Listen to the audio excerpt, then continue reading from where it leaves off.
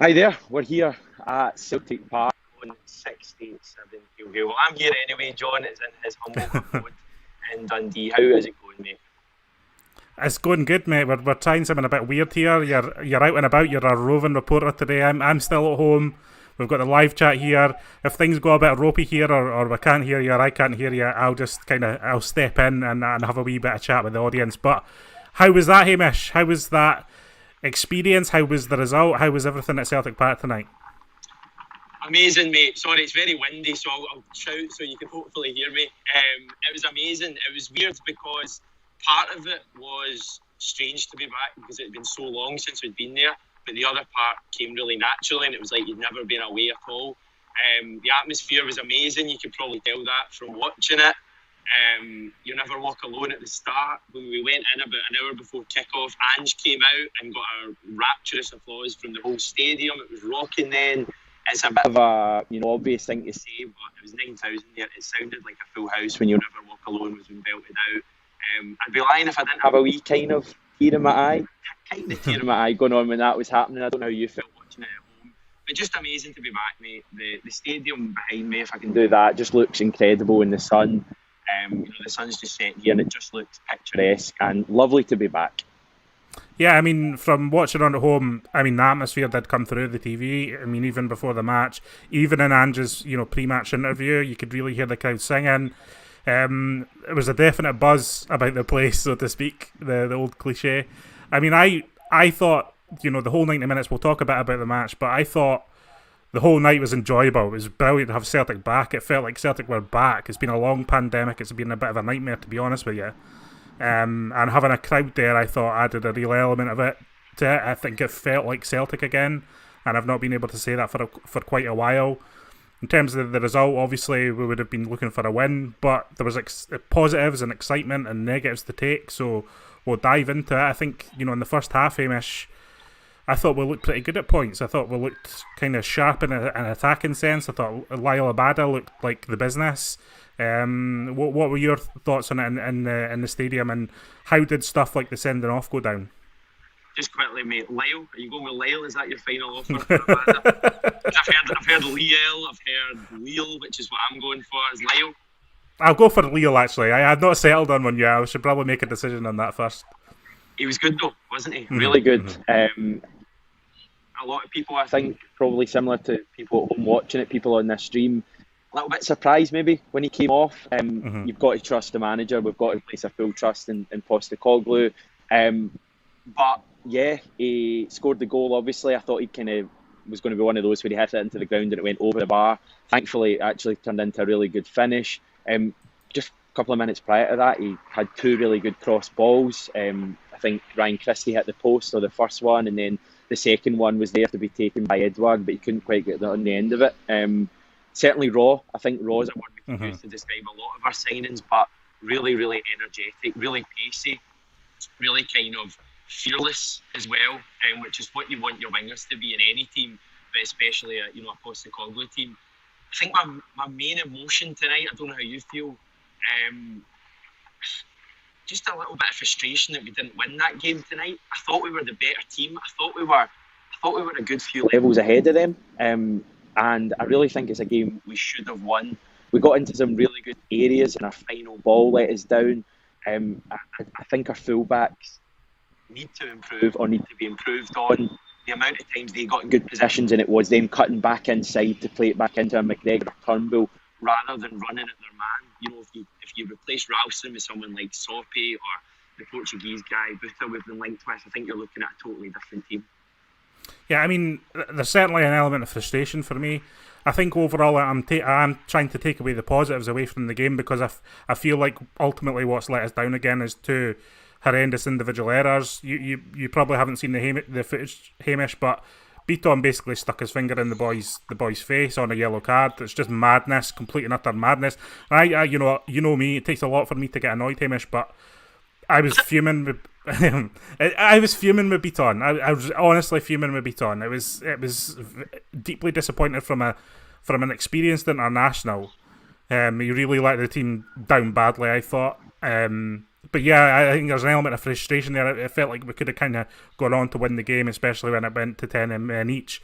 But I was kind of saying on Twitter that, Ange has been talking up fitness a lot and kind of the build up to this match, and he kind of admitted that for the season ahead, the squad aren't quite where he wants them to be fitness wise, and not against the players, not that they've not been putting in the work, but more that it was just kind of that they just aren't quite at the level yet, and I think he wants the team to play like we did in the first half for the full entire 90 minutes. And I thought it was pretty obvious that we tired in the second half, and that's to be expected at this stage of the season. I think we will get better, and I've got hope that we will get better. But yeah, I agree with you. There's an element of frustration we couldn't go on and win it. I mean, their goal isn't a total disaster in terms of it doesn't count as an away goal, so it's all to play for in the second leg, and I think we can beat this mob. I really do. Yeah, that I said that coming away from the game, that I actually feel relative confidence is not something I would normally preach on the channel, as you well know, but I do feel relatively okay with tonight in the context of the tie. Obviously, it's going to be a totally different game over there. I think you're going to have 50% capacity, 5,000 people. We're going to have no fans over there. By its very nature, going to their ground is going to be a different game, but I repeat, I thought we were a better team than them, and I thought we were a good couple of levels better. Just the way we cycled the ball, I just thought was much better than them. And I keep going back to it. I just think I think you see a plan there. I think last season we didn't see a plan at all in any game. I think tonight you can clearly see there's a manager there who has a plan, and there's players who are buying into the plan. I thought Ryan Christie was brilliant tonight, and I don't normally say that, but I thought he was brilliant. I thought McGregor was brilliant, and I thought Sorrow were brilliant. But I just think we need to improve in key areas. Full back, centre back, the areas where we had so much space tonight. The amount of times we'd have a centre back on the ball, when if it was Christopher Iron, maybe he would bomb forward and commit players. Tonight it was just always the safe ball. It was inside. But when you've got two young players playing at centre back for the majority of the game, you're going to expect that. But I come away feeling much more confident than I did going into the game about Ange Postecoglou and about Celtic. I thought tonight was pretty good, just the result a little bit disappointing. I'm gonna try and focus on a couple of individuals here. There's a couple of people in the chat. Someone's saying JJ's saying Welsh was outstanding. I actually agree. I thought Stephen Welsh was really good tonight. I know he kind of flew into the tackle for the foul that led to the free kick, but I actually thought he won the ball in that, if I'm honest with you, Hamish. I thought it was a soft foul. He kind of went in with quite a lot of momentum, and I think, I thought the referee had poor and good decisions throughout the game. I didn't really think that was a foul, to be honest with you.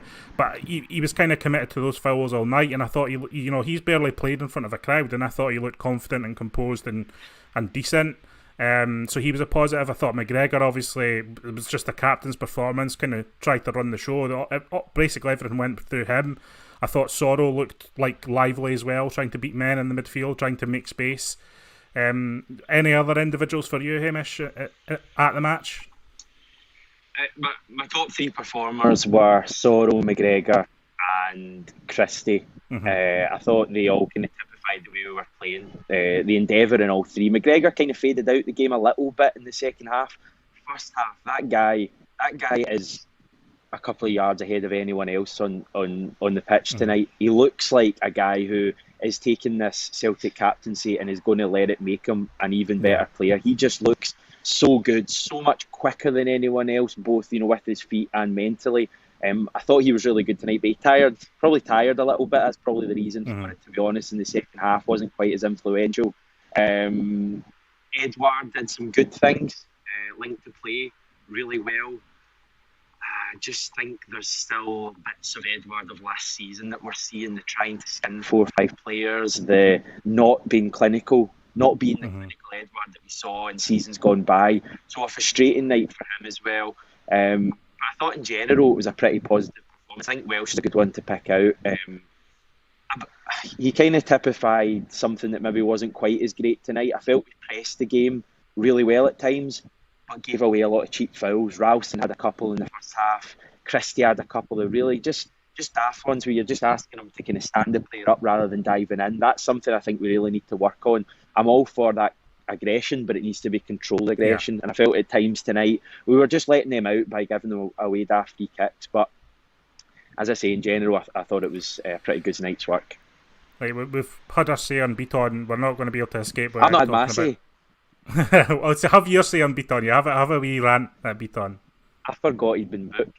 I honestly forgot he'd been booked, and I was going daft when I saw the red card getting flipped out. But then I remembered that even that first booking was a really daft one, bad positionally, similar to the one at Ibrox. How many times are we going to let a player like Near Beaton let us down in a crucial match when we are doing well? We were on top of Midtjylland. We were, banging down the door. I was starting to think, second before half time, could we put this tie out of reach tonight? And he does that. The first booking's daft. The second one, I can only think that he forgets he's on a booking, because I don't know why you would even confront a player. You can be angry all you want at the player diving, let the referee sort that, or if you've not been booked, then say something. But if you're on a booking, the minute you go head to head with a player, the minute you raise your arm, or raise your hand, which I'm told is what happened, you're going to get sent off. Yeah.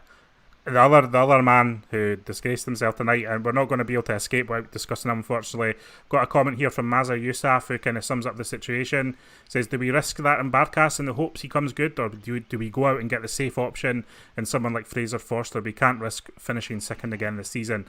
I mean, the Barkas thing, you won't have seen replays, Hamish, but he basically pulls his hands away from the cross. It was abysmal. It was a horror mistake, and the kind of one that we can't afford at this level. And on these nights, there was real disappointment. And I know we've both backed Barkas and been supportive of him over the last few months, but it's difficult to continue backing him when he's making howlers like that. In my opinion, he just took his hands away from the ball. I don't know if he thought it was going much more over the bar or wide of the post than it actually was. But his awareness of his positioning was poor.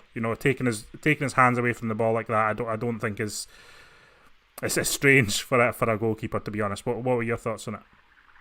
And my thoughts at the game was it was a brilliant free kick. So I'm a little bit, when I turned on Twitter and I saw everyone slamming Barkey, I kind of was a little bit surprised. It looked like a belt, and I just thought it was one of those that he didn't maybe looked over him or whatever, but.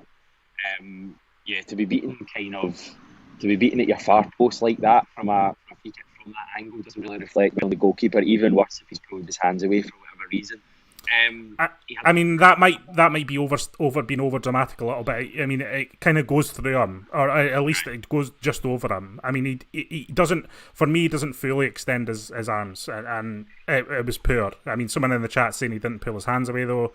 Well, we'll just air that from Kirsty to give an alternative opinion. So, I mean, some people may be still backing him here, but for me, it was poor from the goalkeeper. It was poor, and I'm worried. I'm worried about that now.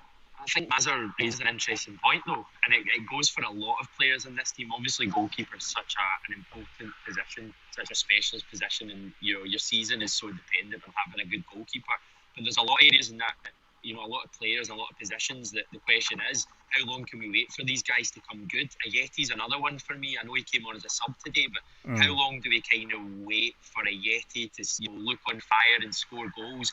When he came on today, I thought he looked quite sluggish. There was one that Soro did really well and played it through, and if he'd let it run, he would have had a chance to go in on goal, and he just kind of looked a bit lethargic.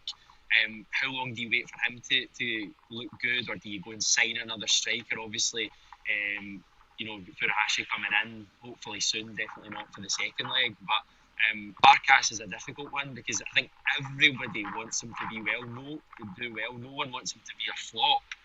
But you're right, when he's making high-profile errors in massive games, it's impossible to defend him. Yeah, I mean, overall, I don't want to turn this in a too despondent direction, because I was really energised and excited by the game tonight, and I thought in spells Celtic were good, and I thought at spells they showed the kind of attacking football that we missed last season, very direct. As I said, I thought Leo Labada was a real bright spark in that first half, really kind of stretching Midtjylland and giving them something to think about, and we've just not had enough of that over the last 18 months, something we've all been craving. So I don't want to, it is, a lot will be said about Beaton and Barkas, and I don't think you can really get away from it, but overall I thought for a first goal, for a first performance, I mean, it could have been a lot worse. And I mean, it sounds like you've had a great night regardless of everything. Yeah, I genuinely feel pretty positive. You could see a game plan there tonight. We've not spoken about the inverted fullbacks yet. I was stunned. When you actually go to the game and you see just how these players are playing, it's nothing. It's like nothing I've ever seen before. There was some times when I kind of felt we had it the wrong way around, and it was like Ralston was picking the ball up deep, and Abada would be picking up the ball up deep, and Ralston would be the one running. You kind of want it the other way around, but the space it creates, like Midtjylland at times couldn't deal with it at all. I thought the movement was really good tonight, and we've got a clear game plan there, and I'm confident that when we get the right players in, this will be a good Celtic team. But there's a lot of work needing done. Full back areas, centre back areas, striker, midfield, goalkeeper. I mean, that's basically your whole team. There's a lot of work needing done there, and we need to do it fast. Yeah, but you know what? For me, another, just flipping that a little bit is like we know what needs to be done, and it feels like Ange knows what's to be done, what needs to be done, and I think you're right. Once we get improvement in some of these areas, or have players in place that Ange knows can kind of adapt to what he wants to do, I think we'll all be feeling a lot better. We've been going about 17 minutes now. We should probably let you go home and let you head down the road. You need to catch a train or whatever you need to do. Trains are all off because of the incident at Truden Station, so I'm busting it up the road. So that'll fantastic. Right, well, I've kind of turned into the de facto host tonight for some reason. I don't know how that's happened, but thanks for joining us from the stadium, Hamish. It was good to see you, good to get you on, even though you were at the game. Thanks to everyone in the chat. We'll be back. When we'll be back, Hamish? We're back tomorrow? Yeah, we've got Jackie Mac. Oh, we've got Jackie McNamara tomorrow. There'll be a wee treat. We can get into maybe some of this fullback business if he's up for that. But for now, we'll say good night. Cheers, Hamish. Catch you later. Bye.